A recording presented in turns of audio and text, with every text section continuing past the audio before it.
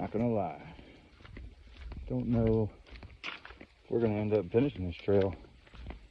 Been down this trail for, we've walked for what, 5, 10 minutes? Pretty good bit. Now, granted, we were in fairly conditioned in the point that this is basically what we've been doing for the past 3 days. But I haven't heard no water down this trail. Starting to ponder whether or not to keep going, because we did not bring very much in the ways of hydration.